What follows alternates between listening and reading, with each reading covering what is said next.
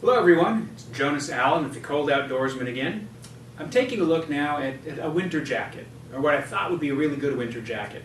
You've probably heard of the company Carhartt, and one of their biggest competitors is an organization called Walls. Walls and Carhartt really specialize in jackets for the working man out there doing stuff on the job, who really need durability, heat, functionality, and flexibility.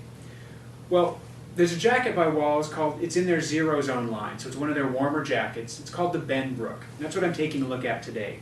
The Benbrook was appealing for a couple of reasons.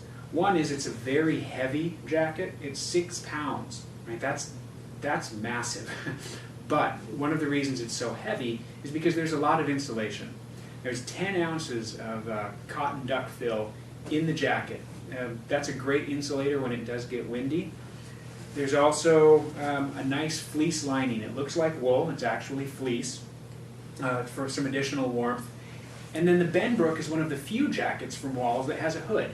That's really important for keeping the ears warm if you don't have a pull down hat.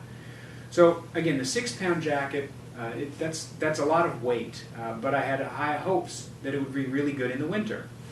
So putting it on, you can see that with all that insulation, it does turn into a little bit bulky of a jacket, but that's okay. We're out there to stay warm, not to have a fashion show. The zipper is a nice heavy-duty zipper. It's really thick. It also has a nice pull tab here at the end, so if you do find yourself out there with gloves on, maybe like a snowboard glove, that type of thing, you can still grip it. You don't have to worry about getting this little dainty zipper. You can grab, grip, and rip, right? So it's a bulky jacket. Again, there's lots of insulation inside. One of the things that you will notice pretty quickly, though, is that in spite of the insulation, great cozy warm hood, there's a lot of space here in the hood. I've got a big head, right, and proverbially, maybe, but really, literally, I've got a pretty big head, and there's a lot of space here. So wind, if you're in the breeze at all, wind tends to come in here, it treats it like a tunnel.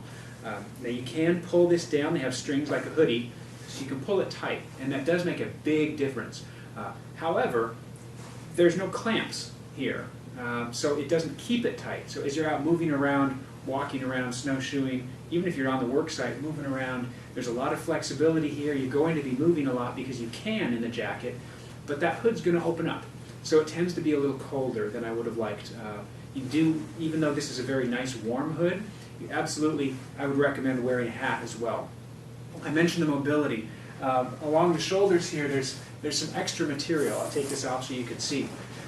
The additional material here on the shoulders provides that extra flexibility. I mean, you could give yourself a bear hug, and you're not going to feel that tug between the shoulders. That's really important. There's a multiple panel elbow, which has the same, not only reinforcement, but frankly allows that same mobility. You can really move around. You don't feel like you're stretching the jacket to its fullest. A couple of things to note about this exterior, in addition to the extra material, that's great for flexibility. The material itself has Kevlar woven into it. Now, if you're familiar with Kevlar, that's bulletproof stuff, right? Okay, the jacket's not bulletproof, but what it does do is if you are out there on the job site and you're next to some rebar, you're next to some messed up concrete or some jaggedy wood, or if you're on a hike and there's some brush that you're going through, this is going to take it like a champ. It's not going to rip. It's pretty darn scratch resistant as well. It's a very tough exterior. That's really good. Problem is, it's water resistant, not waterproof. Now, in a shoulder season like fall and spring, that might not be a very big deal. In the winter, especially in the Northwest, that is a big deal. People say it's beautiful here, and it is. You know why it's green? Because it rains for 9 months, right? So we need waterproofing. This is already, as I said earlier, about a 6-pound jacket.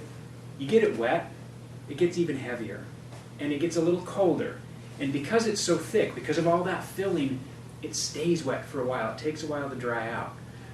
That's important, certainly from a heat perspective, but also because when you look at the pocket setup, if you're out there for any extended period of time, you're going to have your smartphone, you're going to have your wallet. You don't want that stuff getting wet. There's a very nice chest pocket here. If you're out in the dry, it's a great place to put a smartphone. It has a microfiber lining, so it's not going to scratch your smartphone screen. Beautiful touch.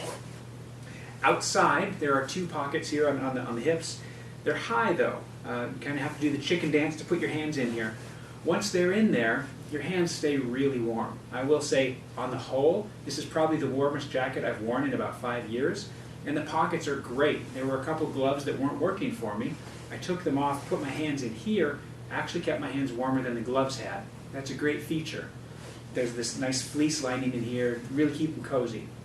Problem is, again, not a waterproof exterior material, and there's no zipper on the outside. So if it's raining, water's going to get in there and get your stuff wet, which really leaves you with one really useful pocket, and that's the inside pocket here. There's a Velcro clasp at the top, so it's somewhat secure. It will keep things from falling out. But that's, for all intents and purposes, your only really usable pocket if it's raining. This would work, but some water might soak through there. Point is, it's a very warm jacket, very good one for an outside work site, probably not a really good one for an outdoorsy type person. I can't see, if you're out there in the snow, that this is going to shed a whole lot of snow, because it melts, turns into water, and it soaks in. Certainly if you're out on a hike in the rain, as I've been several times wearing this coat, it seems silly, you need an umbrella too, or a poncho or something, and that seems a little bit redundant when you have a nice jacket like this. So I can't say this is probably the best thing for outdoor activities, but it is quite warm. For the full review, head on over to coldoutdoorsman.com. Thank you.